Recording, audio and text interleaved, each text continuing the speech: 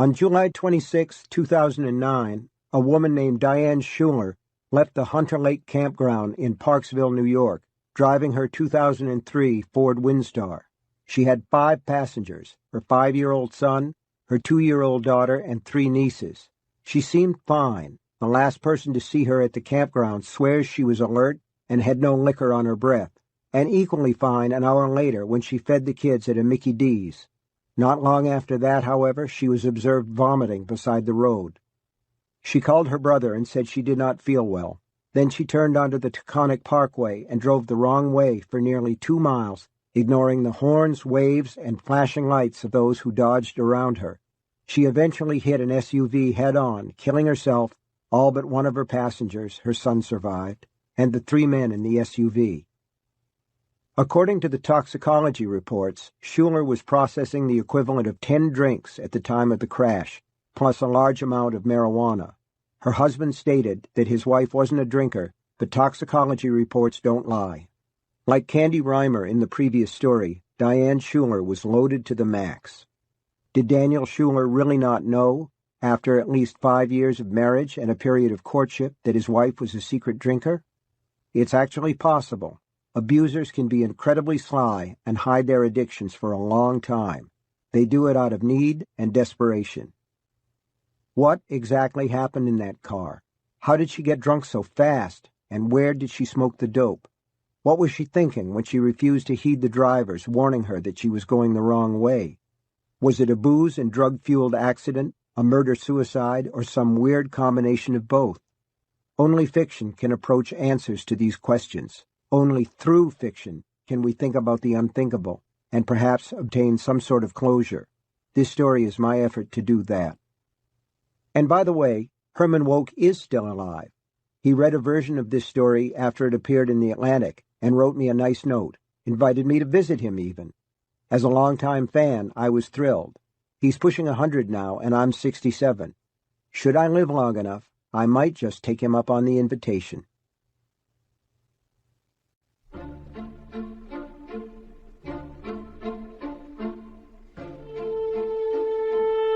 Herman Wouk is Still Alive. Read by Brooke Bloom and Kathleen Chalfant.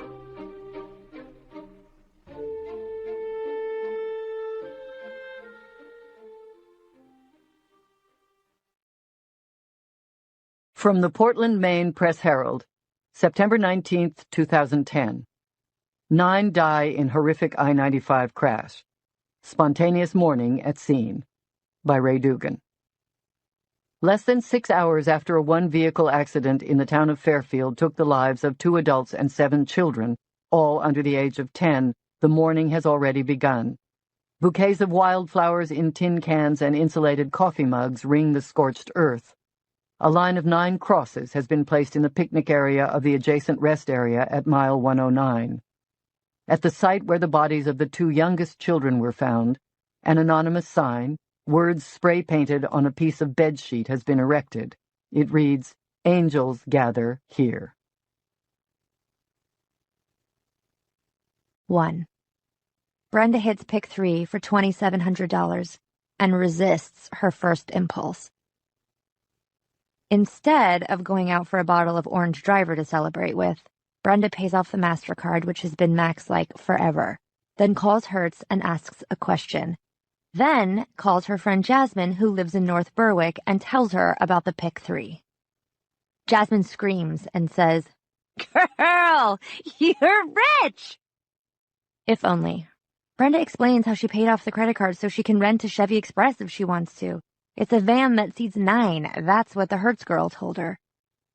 "We could get all the kids in there and drive up to Mars Hill, see your folks and mine, show off the grandchildren, squeeze the home folks for a little more dough. What do you think?" Jasmine is dubious. The glorified shack in Mars Hill that her folks call home doesn't have room, and she wouldn't want to stay with them even if it did. She hates her parents. With good reason. Brenda knows it. It was Jazzy's own father who broke her in a week after her 15th birthday. Her mother knew what was going on and did nothing. When Jazz went to her in tears, her ma said, "You got nothing to worry about. He's had his nuts cut." Jazz married Mitch Robichaux to get away from them, and now 3 men, 4 kids, and 8 years later, she's on her own. and on welfare. Although she gets 16 hours a week at the roll-around handing out skates and making change for the video arcade where the machines take only special tokens. They let her bring her two youngest. Delight sleeps in the office, and Truth, her 3-year-old, wanders around the arcade, hitching at his diapers. He doesn't get into too much trouble, although last year he got head lice and the two women had to shave all his hair off. Howie howled. "There's $600 left over after I paid off the credit card balance," Brenda says. "Well, $400 if you count the rental, only I don't because I can put that on the MasterCard. We could stay at the Red Roof, watch Homebox. It's free. We can get takeout from Down Street and the kids can swim in the pool. What do you say?" From behind her comes yelling. Brenda raises her voice and screams, "Freddie, you stop teasing your sister and give that back." Then, oh goody, their squabbling wakes up the baby. Either that or Freedom has messed in her diapers and awakened herself. Freedom always messes in her diapers. To Brenda, it seems like manufacturing poop is Free's life's work. Takes after her father that way. "I suppose," Jasmine says, drawing suppose out to 4 syllables, maybe 5. "Come on, girl! Road trip! Get with the program! We take the bus to the jetport and rent the van. 300 miles. We can be there in 4 hours. The girl says the Rugrats can watch DVDs, Little Mermaid and all that good stuff. Maybe I could get some of that government money from my mom before it's all gone," Jasmine says thoughtfully. Her brother Tommy died the year before in Afghanistan. It was an IED that took him. Her ma and dad got $80,000 out of it. Her ma has promised her some, although not when the old man was in hearing distance of the phone. Of course, maybe gone already. Probably is. She knows Mr. Fuck a 15-year-old bought a Yamaha rice rocket with some of it, although what he wants with a thing like that at his age, Jasmine has no idea. And she knows things like government money are mostly a mirage. This is something they both know. Every time you see bright stuff, somebody turns on the rain machine. The bright stuff is never color fast. "Come on," Brenda says. She has fallen in love with the idea of loading up the van with kids and her best, her only friend from high school, who ended up living just one town over. Both of them on their own, 7 kids between them, too many lousy men in the rear view, but sometimes they still have a little fun. She hears a thunk sound. Freddie starts to scream. Glory has whopped him in the eye with an action figure. "Glory, you stop that or I will tear you a new one," Brenda screams. "He won't give me back my Power Puff!" Glory shrieks, and she starts to cry. Now they're all crying, Freddie, Glory, and Freedom. And for a moment, grayness creeps over Brenda's vision. She's seen a lot of that grayness lately. Here they are in a 3-room, 3rd-floor apartment. No guy in the picture. Tim, the latest in her life, took off 6 months ago. Living pretty much on noodles and Pepsi and that cheap ice cream they sell at Walmart. No air conditioning, no cable TV. She had a job at the Quick Flash store, but the company went bust, and now the store is on the run. And the manager hired some Taco Paco to do her job because Taco Paco can work 12 or 14 hours a day. Taco Paco wears a do-rag on his head and a nasty little mustache on his upper lip, and he's never been pregnant. Taco Paco's job is to get girls pregnant. They fall for that little mustache, and then, boom, the line in the little drugstore testing gadget turns blue, and here comes another one, just like the other one. Brenda has personal here comes another one experience. She tells people she knows who Freddie's father is, but she really doesn't.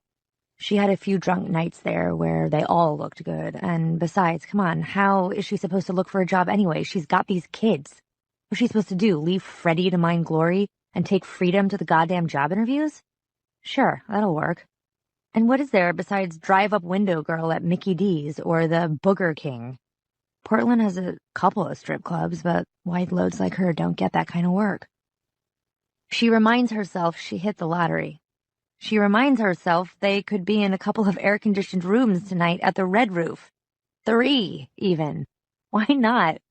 Things are turning around. Brenny, Jess sounds more doubtful than ever. Are you, serious about this? Yeah, Brenda says. Come on, girl, I'm approved. The Hertz chick says the van is red. She lowers her voice and adds, your lucky color. Did you pay off the credit card online? How'd you do that? Freddie and Glory got fighting last month and knocked Brenda's laptop off the bed. It fell on the floor and broke. I use the one at the library. She says it the way she grew up in Mars Hill saying it. Library. I had to wait a while to get on, but it's worth it. It's free. So, what do you say? Maybe we could get a bottle of Allen's, Jazz says. She loves that Allen's coffee brandy when she can get it. In truth, Jasmine loves anything when she can get it. No doubt, Brenda says, and a bottle of orange driver for me. But I won't drink when I'm behind the wheel, Jazz. I have to keep my license is about all I got left. Can you really get any money out of your folks, do you think? Brenda tells herself that once they see the kids, assuming the kids can be bribed or intimidated into good behavior, she can. But not a word about the lottery, she says. No way, Jasmine says. I was born at night, but it wasn't last night. They yuck at this one. An oldie, but goodie. So, what do you think? I'll have to take Eddie and Rose Ellen out of school. BFD, Brenda says. So what do you think, girl? After a long pause on the other end, Jasmine says, road trip. Road trip, Brenda hollers back. Then they are chanting it while the three kids bawl in Brenda's Sanford apartment, and at least one, maybe two, are bawling in Jasmine's North Berwick apartment. These are the fat women nobody wants to see when they're on the streets. The ones no guy wants to pick up in bars unless the hour's late and the mood is drunk and there's nobody better in sight. What men think when they're drunk, Brenda and Jasmine both know this, is that thunder thighs are better than no thighs at all, especially at closing time. They went to high school together in Mars Hill, and now they're downstate, and they help each other when they can. They are the fat women nobody wants to see. They have a litter of children between them, and they are chanting, road trip, like a couple of cheerleading fools. On a September morning, already hot at 8:30, this is the way things happen. It's never been any different. 2.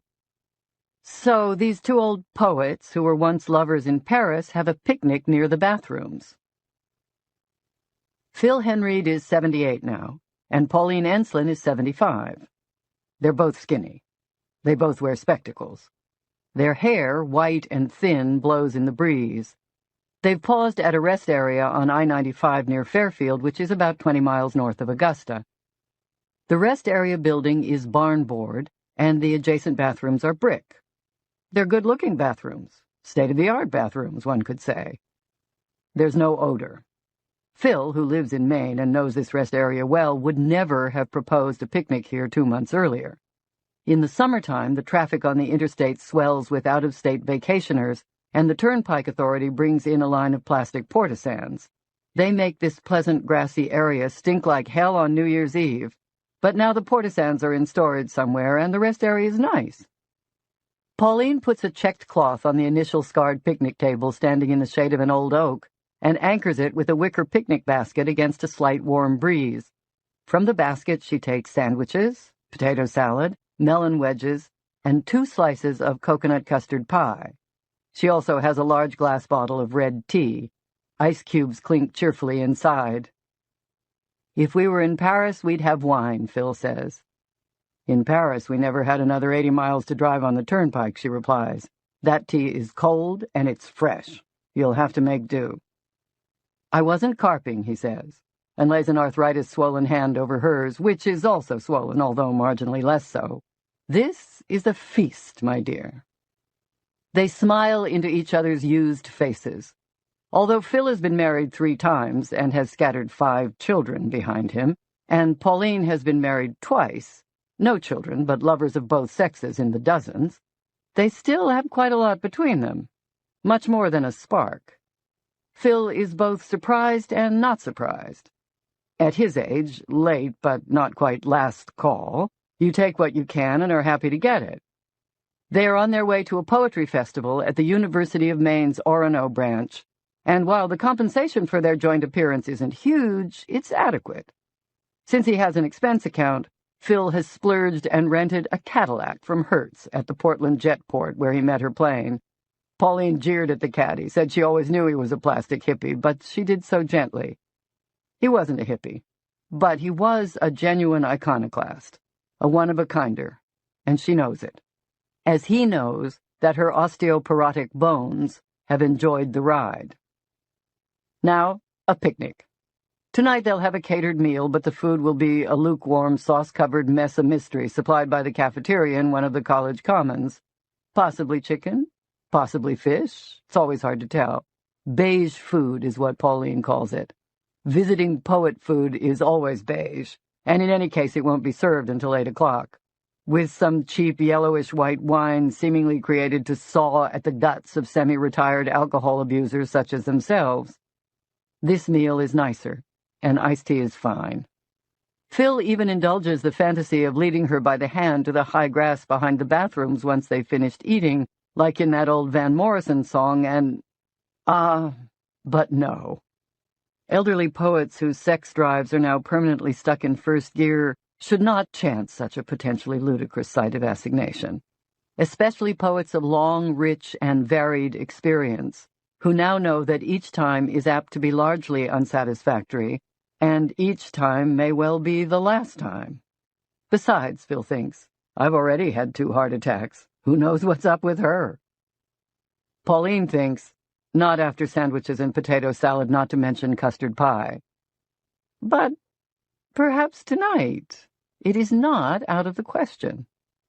She smiles at him and takes the last item from the hamper.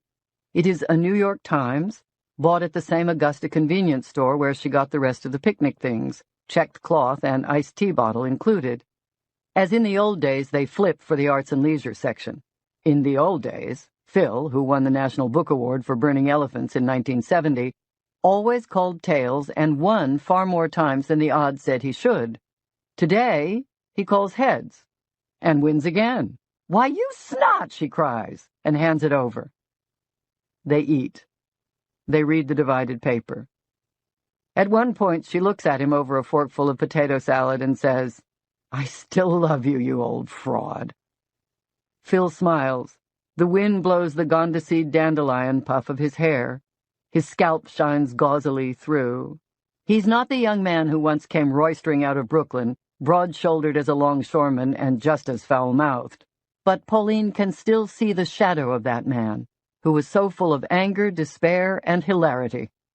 "Why, I love you too, Paulie," he says. "We're a couple of old crocs," she says, and bursts into laughter.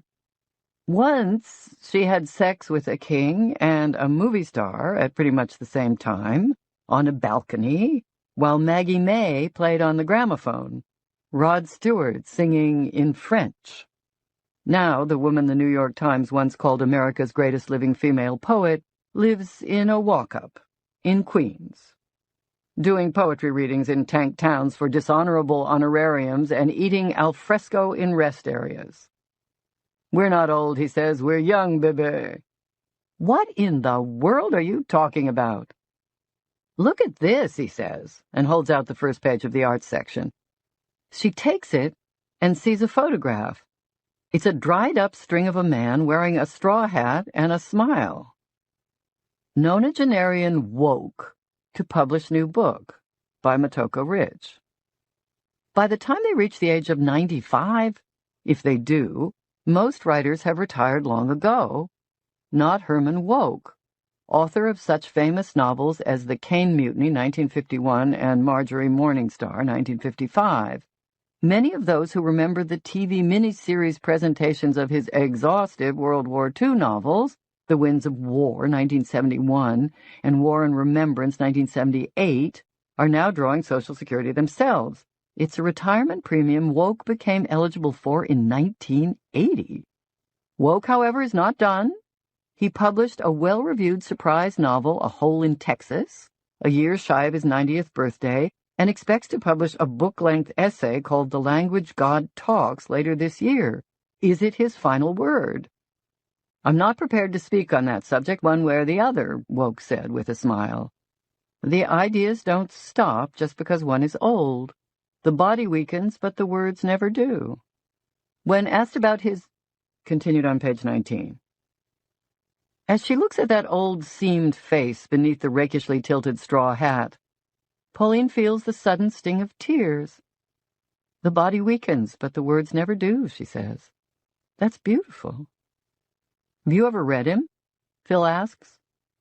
Marjorie Morningstar in my youth. It's an annoying hymn to virginity, but I was swept away in spite of myself. Have you? I tried Youngblood Hawk, but couldn't finish it. Still, he's in there pitching. And unbelievable as it may seem, he's old enough to be our father. Phil folds the paper and puts it into the picnic basket.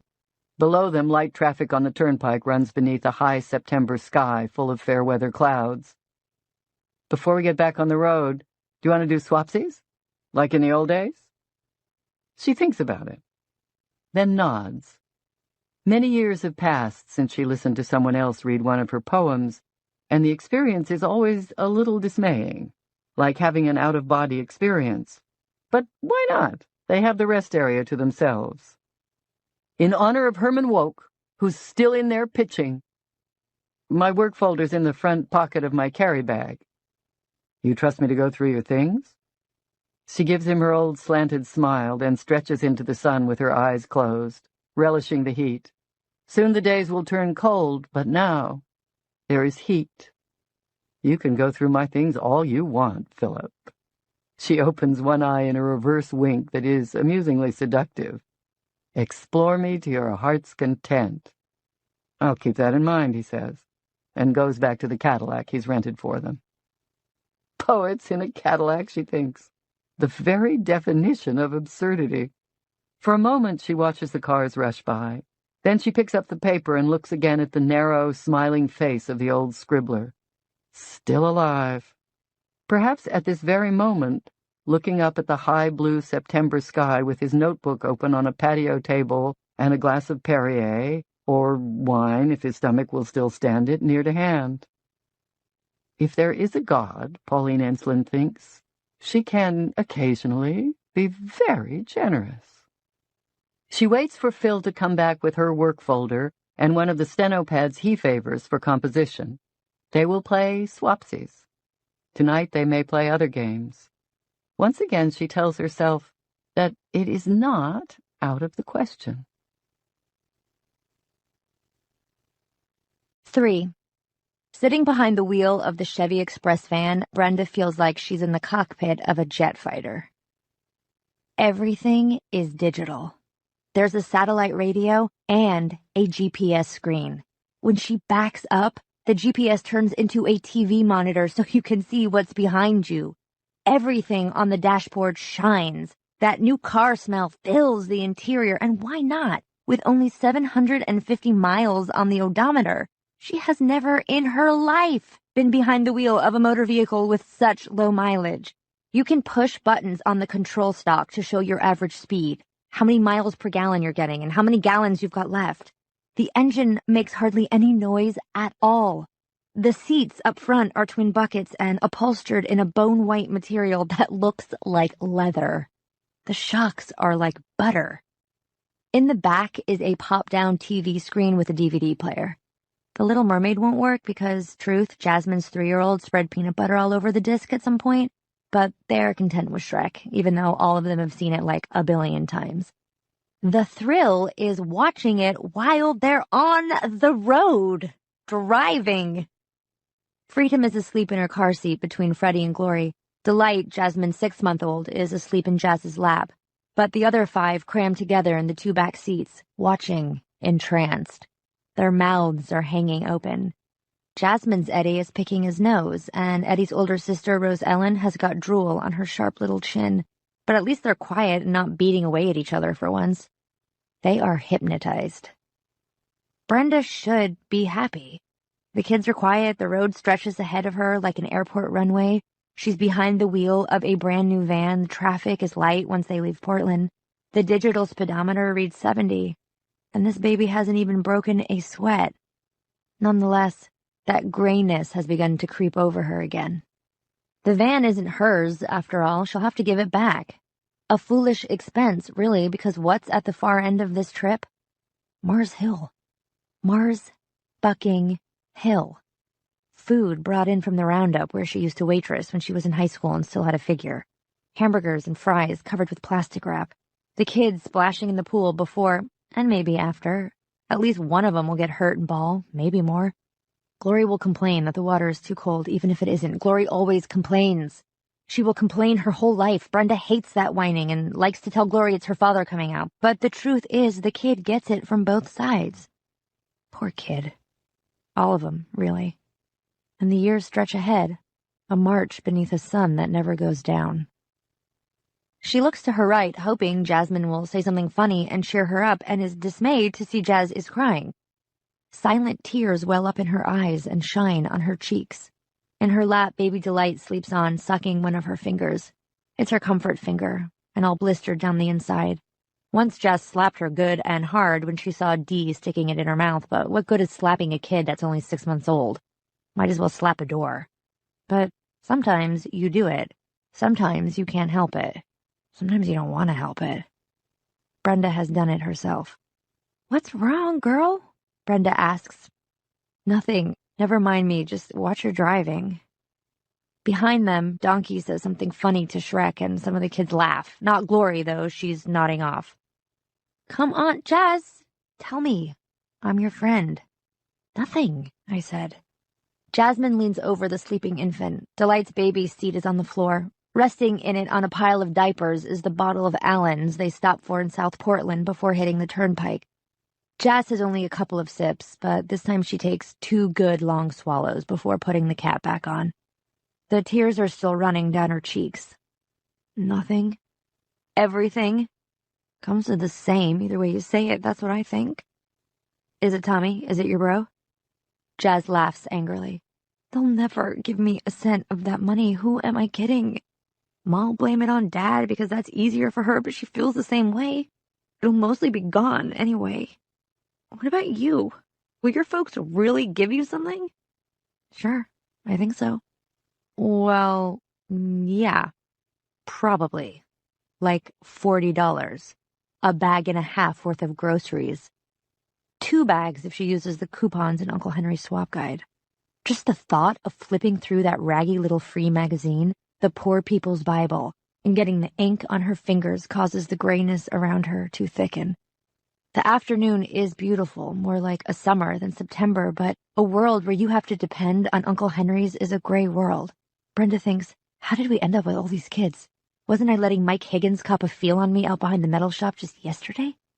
"Bully for you," Jasmine says, and snorts back tears. "My folks, they'll have 3 new gasoline toys in the dooryard and then plead poverty. And do you know what my dad'll say about the kids? Don't let him touch anything. That's what he'll say." "Maybe he'll be different," Brenda says. "Better." "He's never different. He's never better," Jasmine says. Rose Ellen is drifting off. She tries to put her head on her brother Eddie's shoulder, and he punches her in the arm. She rubs it and begins to snivel, but pretty soon she's watching Shrek again. The drool is still on her chin. Brenda thinks it makes her look like an idiot, which she pretty close to is. "I don't know what to say," Brenda says. "We'll have some fun anyway. Red roof girl, swimming pool. Yeah, and some guy knocking on the wall at 1 a.m. telling me to shut my kid up. Like, I want Dee awake in the middle of the night because all those stinking teeth are coming in at once." She takes another slug from the coffee brandy bottle, then holds it out. Brenda knows better than to take it and risk her license, but no cops are in sight, and if she did lose her ticket, how much would she really be out? The car was Tim's. He took it when he left, and it was half dead anyway. A Bondo and chicken wire special. No great loss there. Besides, there's that grayness. She takes the bottle and tips it. Just a little sip. But the brandy's warm and nice. A shaft of dark sunlight, so she takes another one. They're closing the roll-around at the end of the month, Jasmine says, taking back the bottle. "Jazzy, no!" "Jazzy, yes." She stares straight ahead at the unrolling road. Jack finally went broke. The writing's been on the wall since last year, so there goes that 90 a week. She drinks. In her lap, Delight stirs, then goes back to sleep with her comfort finger plugged in her gob, where Brenda thinks some boy like Mike Higgins will want to put his dick not all that many years from now. And she'll probably let him. I did. Jazz did too, it's just how things go. Behind them, Princess Fiona is now saying something funny, but none of the kids laugh. They're getting glassy, even Eddie and Freddie. Names like a TV sitcom joke. The world is gray, Brenda says.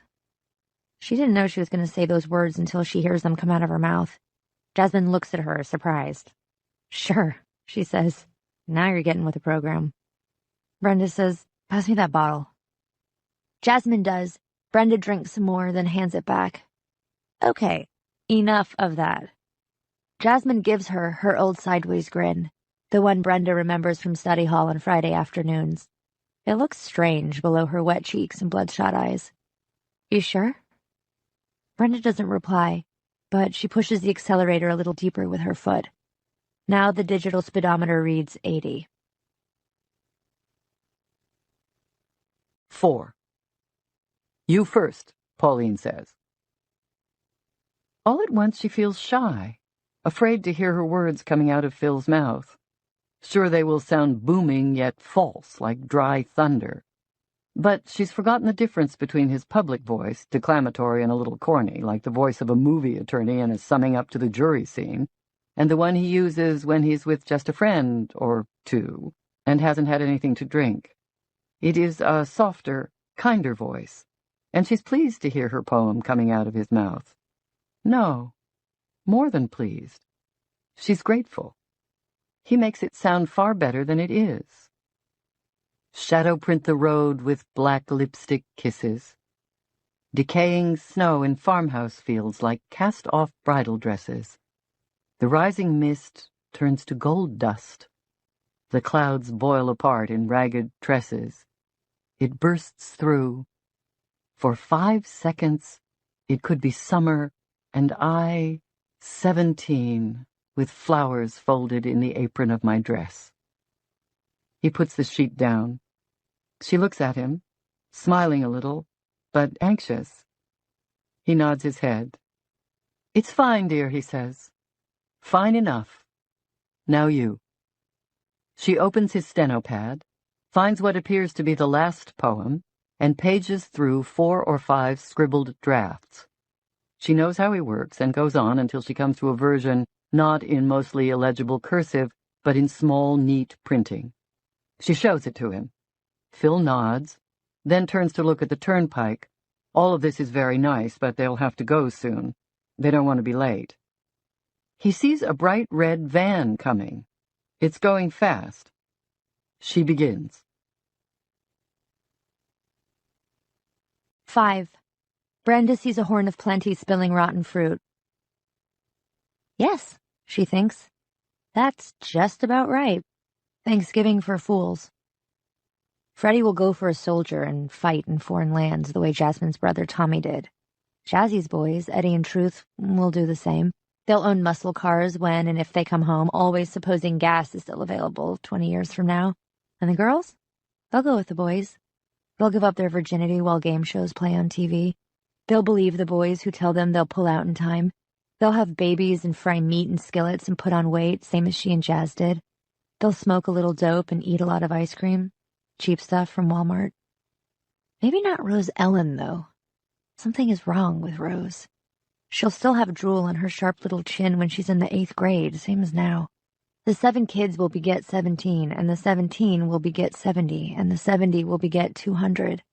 She can see a ragged fool's parade marching into the future, some wearing jeans that show the ass of their underwear, some wearing heavy metal t-shirts, some wearing gravy-spotted waitress uniforms, some wearing stretch pants from Kmart that have little Made in Paraguay tags sewn into the seams of the roomy seats.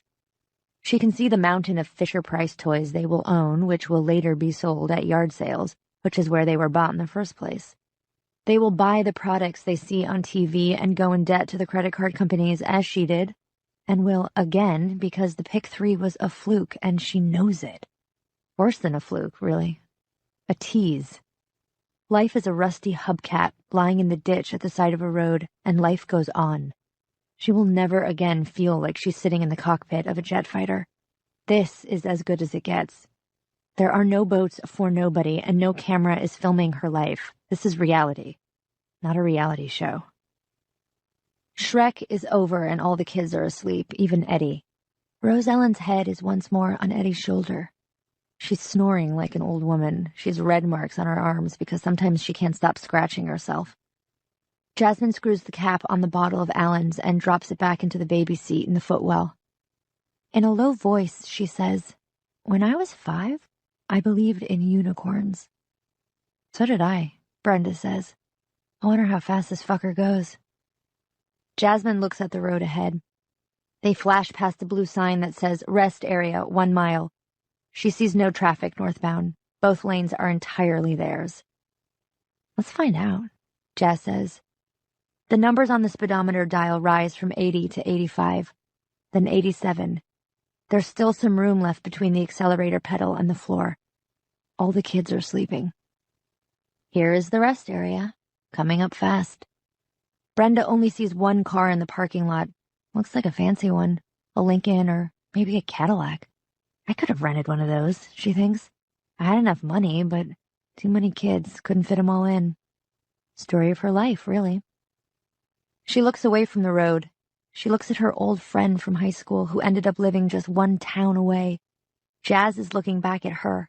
The van, now doing almost 100 miles an hour, begins to drift. Jasmine gives a small nod and then lifts Dee, cradling the baby against her big breasts. Dee's still got her comfort finger in her mouth. Brenda nods back. Then she pushes down harder with her foot, trying to find the van's carpeted floor. It's there, and she lays the accelerator pedal softly against it. 6. "Stop, Polly, stop!" He reaches out and grabs her shoulder with his bony hand, startling her. She looks up from his poem. It's quite a bit longer than hers, but she's reached the last dozen lines or so, and sees him staring at the turnpike. His mouth is open, and behind his glasses his eyes appear to be bulging out almost far enough to touch the lenses. She follows his gaze in time to see a red van slide smoothly from the travel lane into the breakdown lane, and from the breakdown lane across the rest area entrance ramp. It doesn't turn in. It's going far too fast to turn in. It crosses the ramp, doing at least 90, and plows onto the slope just below them where it hits a tree. He hears a loud, toneless bang and the sound of breaking glass. The windshield disintegrates. Glass pebbles sparkle for a moment in the sun, and she thinks, blasphemously, beautiful. The tree shears the van into 2 ragged pieces. Something, Phil Henry can't bear to believe it's a child, is flung high into the air and comes down in the grass. Then the van's gas tank begins to burn, and Pauline screams. He gets to his feet and runs down the slope, vaulting over the shake-pole fence like the young man he once was. These days his failing heart is usually never far from his mind, but as he runs down to the burning pieces of the van he never even thinks of it. Cloud shadows roll across the field, printing shadow kisses on the hay and Timothy. Wildflowers nod their heads. Phil stops, 20 yards from the burning remains, the heat baking his face. He sees what he knew he would see. No survivors. But he never imagined so many non-survivors. He sees blood on Timothy and Clover. He sees a shatter of taillight glass like a patch of strawberries. He sees a severed arm caught in a bush. In the flames, he sees a melting baby seat. He sees shoes. Pauline comes up beside him. She's gasping for breath. The only thing wilder than her eyes is her hair. "Don't look," he says. "What's that smell, Phil? What's that smell?" "Burning gas and rubber," he says. Although that's probably not the smell she's talking about. "Don't look. Go back to the car and—" "Do you have a cell phone?" "Yeah, of course I have. Go back and call 911. Don't look at this. You don't want to see this." He doesn't want to see it either, but cannot look away. How many? He can see the bodies of at least 3 children and 1 adult, probably a woman, but he can't be sure. Yet so many shoes, and he can see a DVD package with cartoon characters on it. "What if I can't get through?" she asks. He points to the smoke, then to the 3 or 4 cars that are already pulling over. "Getting through won't matter," he says, "but try." She starts to go, then turns back. She's crying. "Phil, how many?" "I don't know, a lot, maybe half a dozen. Go on, Paulie, some of them might still be alive." "You know better," she says through her sobs. Damn thing was going 6 licks to the minute. She begins trudging back up the hill. Halfway to the rest area parking lot, more cars are pulling in now. A terrible idea crosses her mind, and she looks back. Sure she will see her old friend and lover lying in the grass himself, perhaps unconscious, perhaps dead of a final thunderclap heart attack. But he's on his feet, cautiously circling the blazing left half of the van. As she watches, he takes off his natty sport jacket with the patches on the elbows. He kneels and covers something with it, either a small person or a part of a big person. Then he continues his circle. Climbing the hill, she thinks that their lifelong efforts to make beauty out of words are an illusion. Either that or a joke played on children who have selfishly refused to grow up. Yes, probably that. Stupid, selfish children like that, she thinks, deserve to be pranked. As she reaches the parking lot, now gasping for breath, she sees the Times Arts and Leisure section flipping lazily through the grass on the breath of a light breeze and thinks, never mind. Herman Woke is still alive and writing a book about God's language. Herman Woke believes that the body weakens but the words never do, so that's all right, isn't it? A man and a woman rush up. The woman raises her own cell phone and takes a picture with it. Pauline Ensslin observes this without much surprise. She supposes the woman will show it to friends later. Then they'll have drinks and a meal and talk about the grace of God and how everything happens for a reason. God's grace is a pretty cool concept. It stays intact every time it's not you. What happened? The man shouts into her face. What in hell happened? Down below them, a skinny old poet is happening. He's taken off his shirt to cover one of the other bodies. His ribs are a stack outlined against white skin. He kneels and spreads the shirt.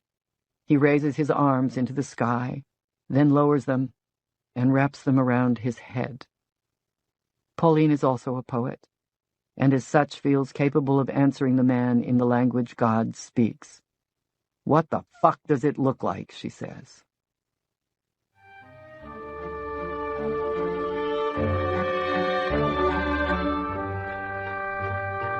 For Owen King and Herman Woke.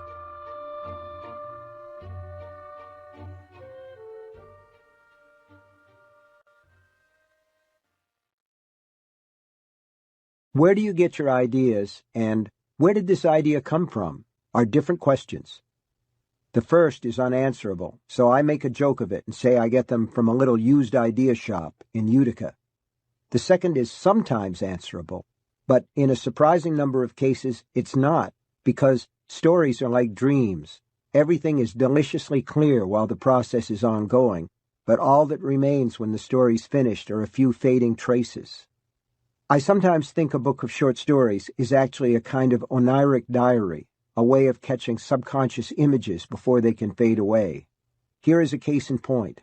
I don't remember how I got the idea for Under the Weather, or how long it took, or even where I wrote it. What I do remember is that it's one of the very few stories I've written where the end was clear, which meant the story had to be built carefully to get there. I know that some writers prefer working with the end in sight. John Irving once told me he begins a novel by writing the last line. But I don't care for it. As a rule, I like the ending to take care of itself, feeling that if I don't know how things come out, the reader won't either. Fortunately for me, this is one of those tales where it's okay for the reader to be one step ahead of the narrator.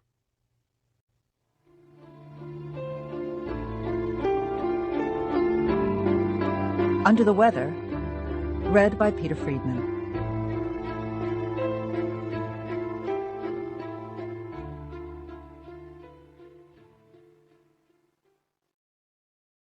I've been having this bad dream for a week now, but it must be one of the lucid ones because I'm always able to back out before it turns into a nightmare. Only this time, it seems to have followed me because Ellen and I aren't alone. There's something under the bed. I can hear it chewing. You know how it is when you're really scared? Sure you do. I mean, it's pretty universal. Your heart seems to stop, your mouth dries up, your skin goes cold, and goosebumps rise all over your body. Instead of meshing, the cogs in your head just spin. I almost scream. I really do. I think, it's the thing I don't want to look at. It's the thing in the window seat. Then I see the fan overhead, the blades turning at their slowest speed. I see a crack of early morning light running down the middle of the pulled drapes. I see the graying milkweed fluff of Ellen's hair on the other side of the bed. I'm here on the Upper East Side, 5th floor, and everything's okay. The dream was just a dream. As for what's under the bed, I toss back the covers and slide down to my knees like a man who means to pray. But instead of that, I lift the flounce and peer under the bed. I only see a dark shape at first. Then the shape's head turns, and 2 eyes gleam at me. It's Lady. She's not supposed to be under there, and I guess she knows it hard to tell what a dog knows and what it doesn't, but I must have left the door open when I came to bed. Or maybe it didn't quite latch and she pushed it open with her snout. She must have brought one of her toys with her from the basket in the hall. At least it wasn't the blue bone or the red rat. Those have squeakers in them, and would have wakened Ellen for sure. And Ellen needs her rest. She's been under the weather. Lady, I whisper, come out of there. She only looks at me. She's getting on in years and not so steady on her pins as she used to be, but she's not stupid. She's under Ellen's side, where I can't reach her.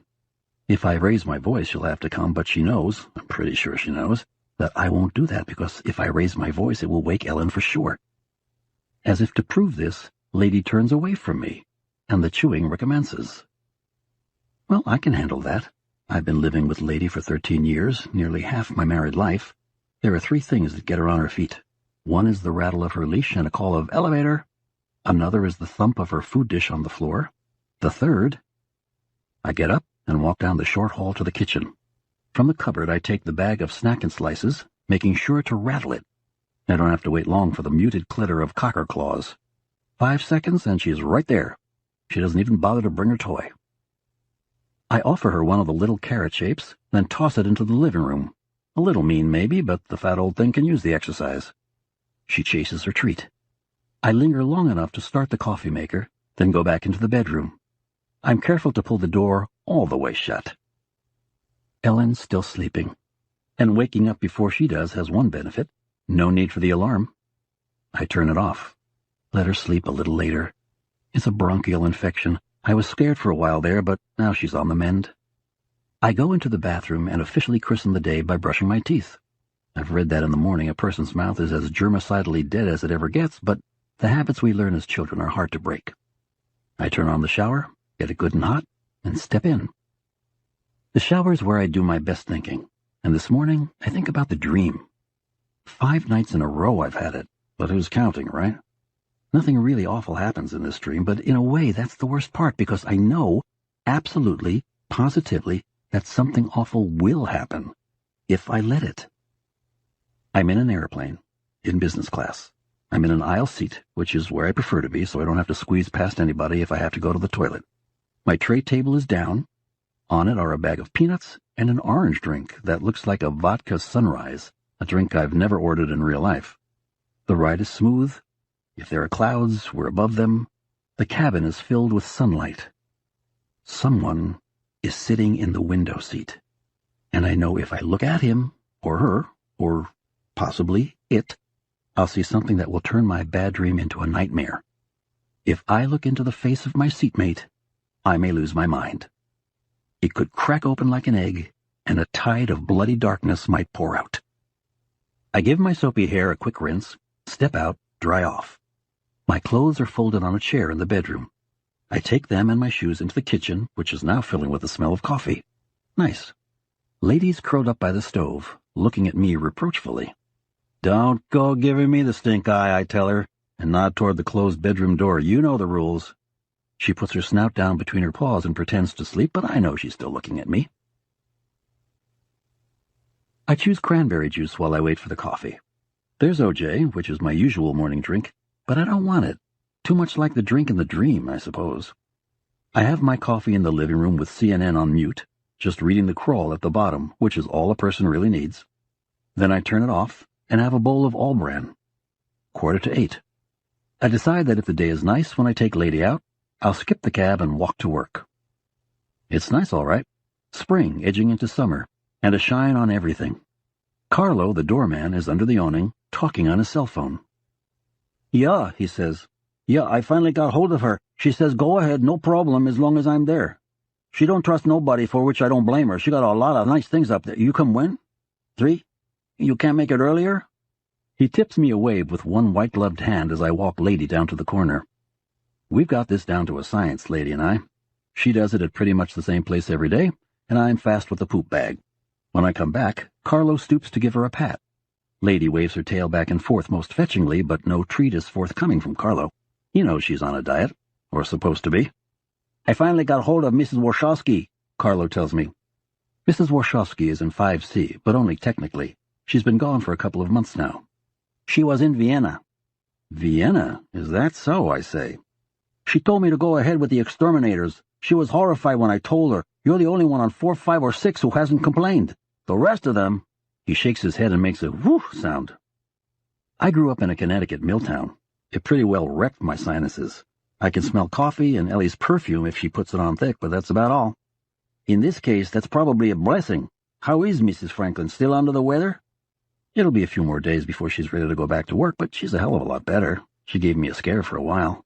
Me too. She was going out one day in the rain, naturally. That's Elle, I said. Nothing stops her. If she feels like she has to go somewhere, she goes. And I thought to myself, that's a real graveyard cough. He raises one gloved hand in a stop gesture. Not that I really thought. I get it, I said. It was on the way to becoming a stay-in-the-hospital cough for sure, but I finally got her to see the doctor, and now, road to recovery. Good, good. Then, returning to what's really on his mind, Mrs. Warshawski was pretty grossed out when I told her. I said we'd probably just find some spoiled food in the fridge, but I know it's worse than that. So does anybody else on those floors with an intact smeller. He gives a grim little nod. They're going to find a dead rat in there, you mark my words. Food stinks, but not like that. Only dead things stink like that. It's a rat, all right, maybe a couple of them. Mrs. W. probably put down poison, don't want to admit it. He bends down to give Lady another pat. You smell it, don't you, girl? You bet you do. There's a litter of purple notes around the coffee maker. I take the purple pad they came from to the kitchen table and write another. Ellen. Lady all walked. Coffee ready. If you feel well enough to go out to the park, go. Just not too far. Don't want you to overdo now that you're finally on the mend. Carlo told me again that he smells a rat. I guess so does everyone else in the neighborhood of 5C. Lucky for us that you're plugged up and I'm nasally challenged. Ha ha. If you hear people down the hall, it's the exterminators. Carlo will be with them, so don't worry. I'm going to walk to work. Need to think some more about the latest male wonder drug. Wish they'd consulted us before they hung that name on it. Remember, don't overdo. Love you, love you. I jot half a dozen X's just to underline the point, and sign it with a B in a heart. Then I add it to the other notes around the coffee maker. I refill Lady's water dish before I leave. It's 20 blocks or so, and I don't think about the latest male wonder drug. I think about the exterminators who will be coming at 3. Earlier, if they can make it. The dreams have interrupted my sleep cycle, I guess, because I almost fall asleep during the morning meeting in the conference room. But I come around in a hurry when Pete Wendell shows a mock-up poster for the new Petrov Excellent campaign. I've seen it already on his office computer while he was fooling with it last week, and looking at it again I know where at least one element of my dream came from. Petrov Excellent Vodka, Aura McLean says. Her wonderful breasts rise and fall in a theatrical sigh. If that name's an example of the new Russian capitalism, it's dead on arrival. The heartiest laughter at this comes from the younger men, who'd like to see Aura's long blonde hair spread on a pillow next to them. No offense to you intended, Pete. Petrov Excellent aside, it's a great leader. None taken, Pete says with a game smile. We do what we can. The poster shows a couple toasting each other on a balcony, while the sun sinks over a harbor filled with expensive pleasure boats. The cut line beneath reads, Sunset. The perfect time for a vodka sunrise. There's some discussion about the placement of the Petrov bottle, right, left, center, below, and Frank Bernstein suggests that actually adding the recipe might prolong the page view, especially for webvertising and in mags like Playboy and Esquire. I tune out, thinking about the drink sitting on the tray in my airplane dream, until I realize George Slattery is calling on me. I'm able to replay the question, and that's a good thing. You don't ask George to chew his cabbage twice. I'm actually in the same boat as Pete, I say. The client picked the name, I'm just doing what I can. There's some good-natured laughter. There have been many jokes about Vanille Pharmaceuticals' newest drug product. I may have something to show you by Monday, I tell them. not exactly looking at George, but he knows where I'm aiming. By the middle of next week for sure, I want to give Billy a chance to see what he can do. Billy Ederle is our newest hire, and doing his break-in time as my assistant. He doesn't get an invite to the morning meetings yet, but I like him. Everybody at Andrews Slattery likes him. He's bright, he's eager, and I bet he'll start shaving in a year or two. George considers this. I was really hoping to see a treatment today, even rough copy. Silence. People study their nails. It's as close to a public rebuke as George ever gets, and maybe I deserve it. This hasn't been my best week, and laying it off on the kid doesn't look so good. Doesn't feel so good either. Okay, George says at last, and you can feel the relief in the room. It's like a light, cool breath of breeze, there and then gone. No one wants to witness a conference room caning on a sunny Friday morning, and I sure don't want to get one. Too much other stuff on my mind. George smells a rat, I think. How's Ellen doing? He asks. Better, I tell him. Thanks for asking. There are a few more presentations, then it's over. Thank God. I'm almost dozing when Billy comes into my office 20 minutes later. Check that. I am dozing.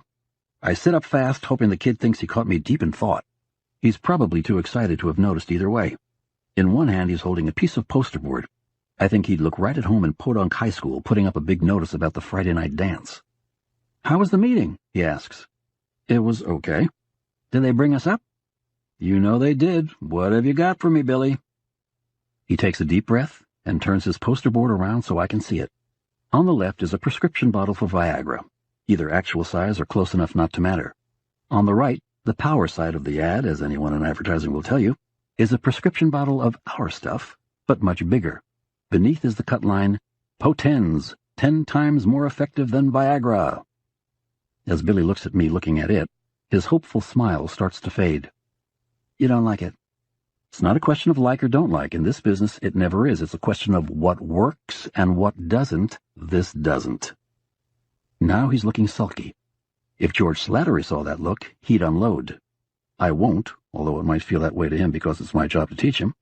In spite of everything else on my mind, I'll try to do that, because I love this business. It gets very little respect, but I love it anyway. Also, I can hear Ellen say, "You don't let go, babe. Once you get your teeth in something, they stay there." Determination like that can be a little scary. Sit down, Billy. He sits. And wipe that pout off your puss. You look like a kid who just dropped his binky in the toilet. He does his best, which I like about him. Kid's a trier, and if he's going to work in the Andrews Slattery shop, he'd better be. Of course, he also has to be a doer. Good news is I'm not taking it away from you. Mostly because it's not your fault Vanel Pharmaceutical saddled us with a name that sounds like a multivitamin. But we're going to make a silk purse out of this sow's ear. In advertising, that's the main job 7 times out of every 10, maybe 8. So pay attention. He gets a little grin. Should I take notes? Don't be a smartykins. First, when you're shouting a drug, you never show a prescription bottle. The logo, sure. The pill itself, sometimes, it depends. You know why Pfizer shows the Viagra pill? Because it's blue. Consumers like blue. The shape helps too. Consumers have a very positive response to the shape of the Viagra tab. But people never like to see the prescription bottle their stuff comes in. Prescription bottles make them think of sickness. Got that? So maybe a little Viagra pill and a big Potens pill instead of the bottles? He raises his hands, framing an invisible cut line. Potens, 10 times bigger, 10 times better. Get it? Yeah, Billy, I get it. The FDA will get it too, and they won't like it. In fact, they could make us take ads with a cut line like that out of circulation, which would cost a bundle, not to mention a very good client. Why? It's almost a bleat. Because it isn't 10 times bigger, and it isn't 10 times better. Viagra, Cialis, Levitra, Potens, they all have about the same effectiveness when it comes to penis elevation. Do your research, kiddo, and a little refresher course in advertising law wouldn't hurt. Want to say Blowhard's bran muffins are 10 times tastier than Big Mouth's bran muffins? Have at it. Taste is a subjective judgment. What gets your prick hard, though, and for how long? Okay, he says in a small voice. Here's the other half. 10 times more anything is, speaking in erectile dysfunction terms, pretty limp. It went out of vogue around the same time as 2C's and a K. He looks blank. It's how advertising guys used to refer to their TV ads on the soaps back in the 50s. Stands for 2 cunts in a kitchen. You're joking. Nope. Now here's something I've been playing with. I jot on a pad, and for a moment I think of all those notes scattered around the coffee maker back in good old 5B. Why are they still there? Can't you just tell me? The kid asked from 1,000 miles away. No, because advertising isn't an oral medium. Never trust an ad that's spoken out loud. Write it down. Show it to someone. Show it to your best friend or your wife. Are you okay, Brad? Fine, why?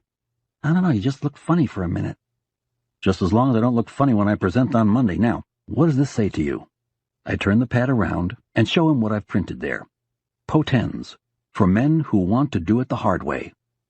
It's like a dirty joke, he objects. You've got a point, but I printed it in block caps. Imagine it in a soft italic type, or maybe small, in parentheses, like a secret. I add the parens, although they don't work with the caps, but they will. It's a thing I just know because I can see it. Now, playing off that, think of a photo showing a big, burly guy in low-slung jeans that show the top of his underwear, and a sweatshirt with the sleeves cut off, let's say. See him with some grease and dirt on his guns. Guns? His biceps, and he's standing beside a muscle car with the hood up. Now, is it still a dirty joke? I don't know. Neither do I. Not for sure, but my gut tells me it'll pull the plow, but not yet. The cut line still doesn't work, you're right about that, and it's got to because it'll be the basis of the TV and net ads. So, play with it. Make it work. Just remember the key word. Suddenly, just like that, I know where the rest of that damn dream came from. It snaps into place. Brad! The key word is hard, I say, because a man, when something's not working, his prick, his plan, his life, he takes it hard. He doesn't want to give up. He remembers how it was, and he wants it that way again. Yes, I think, he sure does. Billy smirks. I wouldn't know. I manage a smile. It feels god-awful heavy, as if there are weights hanging from the corners of my mouth. All at once it's like being in the bad dream again, because there's something close to me I don't want to look at. Only, this isn't a lucid dream I can back out of. This is lucid reality. After Billy leaves, I go to the can. It's 10 o'clock. Most of the guys in the shop have offloaded their morning coffee and are taking on more in our little break room, so I have the shithouse to myself. I drop my pants so if someone wanders in and happens to look under the door, he won't think I'm weird, but the only business I've come in here to do is thinking. 4 years after coming on board at Andrew Slattery, the Fasprin pain reliever account landed on my desk. I've had some special ones over the years, some breakouts, and that was the first. It happened fast. I opened the sample box, took out the bottle, and the basis of the campaign, what ad men sometimes call the heartwood, came to me in an instant. I ditzed around a little, of course, you don't want to make it look too easy, then did some comps. Ellen helped. This was just after we found out she couldn't have babies. It was something to do with a drug she'd been given when she had rheumatic fever as a kid. She was pretty depressed. Helping with the Fasprin comps took her mind off it, and she really threw herself into the thing. Al Peterson was still running things back then, and he was the one I took the comps to. I remember sitting in front of his desk in the sweat seat, with my heart in my mouth as he shuffled slowly through the comps we'd worked up. When he finally put them down and raised his shaggy old head to look at me, the pause seemed to go on for at least an hour. Then he said, "These are good, Bradley. More than good. Terrific. We'll meet with the client tomorrow afternoon. You do the prez." I did the prez, and when the Dugan drug VP saw the picture of the young working woman with a bottle of Fasprin poking out of her rolled-up sleeve, he flipped for it. The campaign brought Fasprin right up there with the big boys, Bayer, Annison, Buffrin, and by the end of the year we were handling the whole Dugan account. Billing, 7 figures, not a low 7 either. I used the bonus to take Ellen to Nassau for 10 days. We left from Kennedy on a morning that was pelting down rain, and I still remember how she laughed and cried, "Kiss me, beautiful," when the plane broke through the clouds and the cabin filled with sunlight. I did kiss her, and the couple on the other side of the aisle, we were flying in business class, applauded. That was the best. The worst came half an hour later when I turned to her and for a moment thought she was dead. It was the way she was sleeping, with her head cocked over on her shoulder and her mouth open and her hair kind of sticking to the window. She was young. We both were. But the idea of sudden death had a hideous possibility in Ellen's case. "They used to call your condition barren, Mrs. Franklin," the doctor said when he gave us the bad news. "But in this case, your inability to conceive could be a blessing. Pregnancy puts a strain on the heart, and thanks to a disease that was badly treated when you were a child, yours isn't strong. If you did happen to conceive, you'd be in bed for the last 4 months of the pregnancy, and even then the outcome would be dicey. She wasn't pregnant when we left on that trip, and her last checkup had been fine, but the climb up to cruising altitude had been plenty rough, and she didn't look like she was breathing. Then she opened her eyes. I settled back into my aisle seat, letting out a long and shaky breath. She looked at me, puzzled. "What's wrong?" "Nothing. The way you were sleeping, that's all." She wiped at her chin. "Oh, God, did I drool?" "No," I laughed. "But for a minute there you looked, well, dead." She laughed, too. "And if I was, you'd ship the body back to New York and I suppose take up with some Bahama mama?" "No," I said. "I'd take you anyway." "What?" "Because I wouldn't accept it. No way would I." "Well, you'd have to after a few days. I'd get all smelly." She was smiling. She thought it was still a game because she hadn't really understood what the doctor was telling her that day. She hadn't, as the saying goes, taken it all the way to the heartwood. And she didn't know how she'd looked, with the sun shining on her winter-pale cheeks and smudged eyelids and slack mouth. But I'd seen, and I'd taken it to the heartwood. She was my heart, and I guard what's there. Nobody takes it away from me. "You wouldn't," I said. "I'd keep you alive." "Really? How? Necromancy?" "By refusing to give up and by using an adman's most valuable asset." "Which is what, Mr. Fasprin?" "Imagination. Now, can we talk about something more pleasant?" The call I've been expecting comes around 3:30. It's not Carlo, it's Burke Ostro, the building super. He wants to know what time I'm going to be home because the rat everybody's been smelling isn't in 5C, it's in our apartment.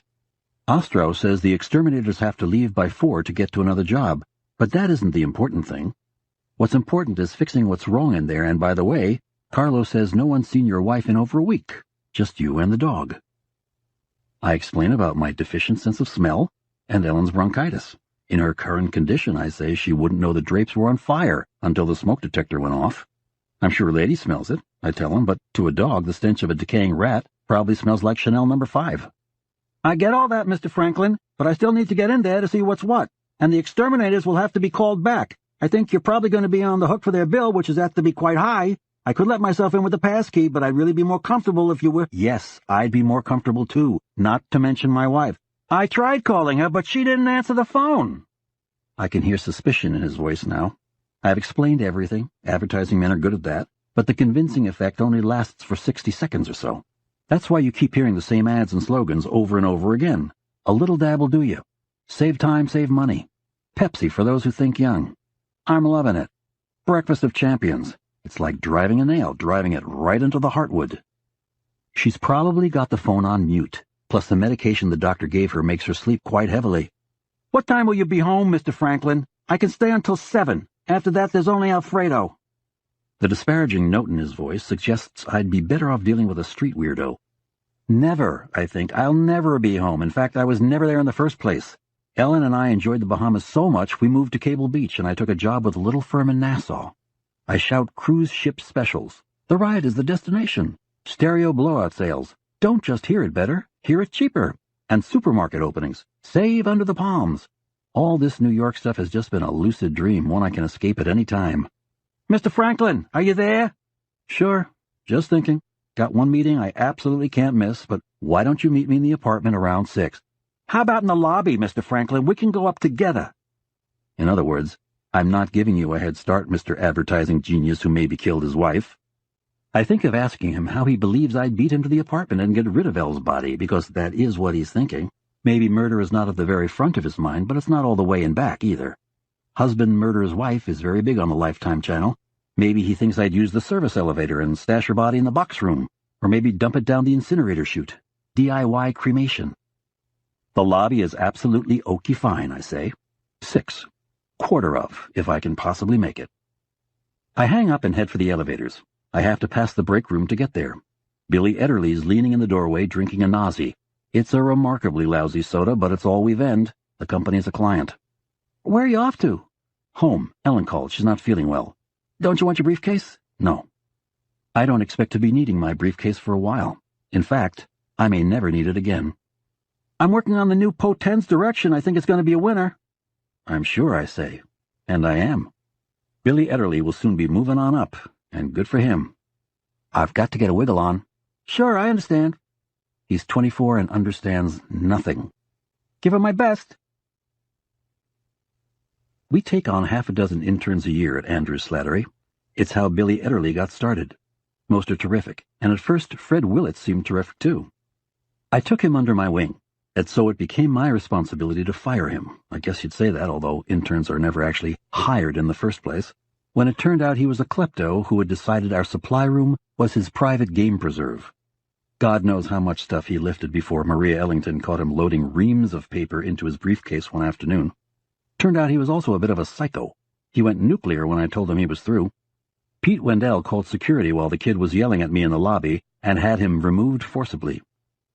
Apparently old Freddie had a lot more to say, because he started hanging around my building and haranguing me when I came home. He kept his distance, though, and the cops claimed he was just exercising his right to free speech. But it wasn't his mouth I was afraid of. I kept thinking he might have lifted a box cutter or an X-Acto knife, as well as printer cartridges and about 50 reams of copier paper. That was when I got Carlo to give me a key to the service entrance, and I started going in that way. All that was in the fall of the year, September or October.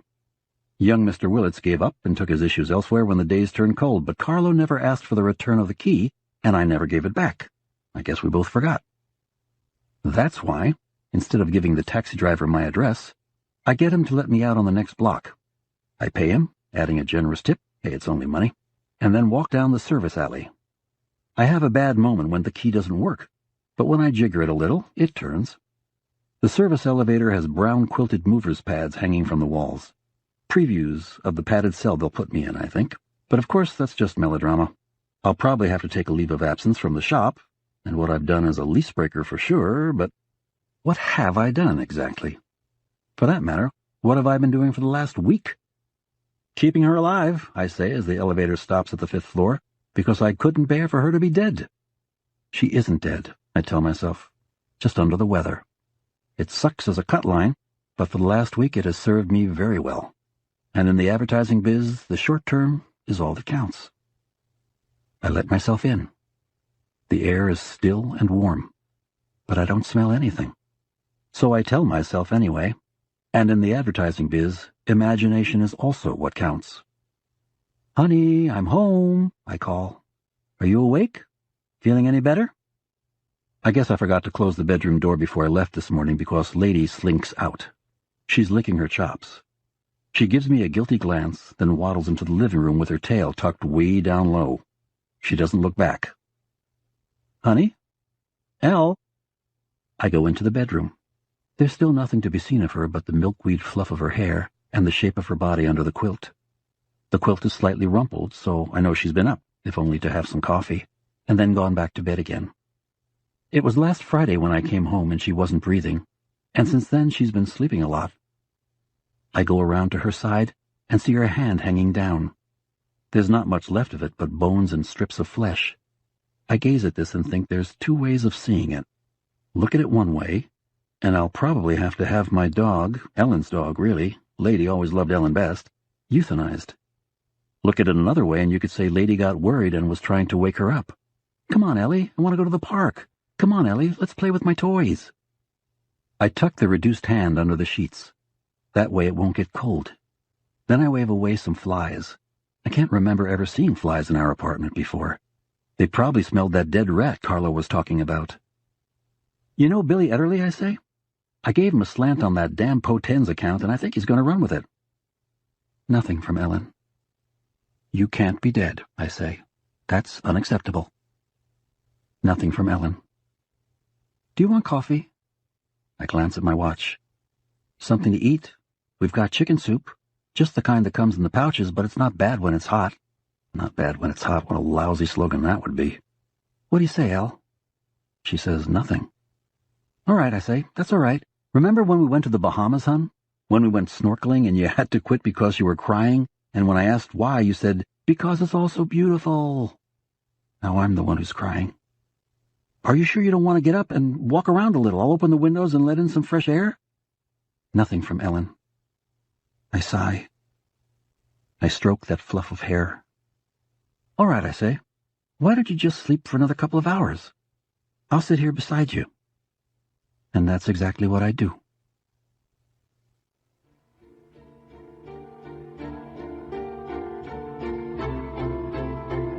For Joe Hill,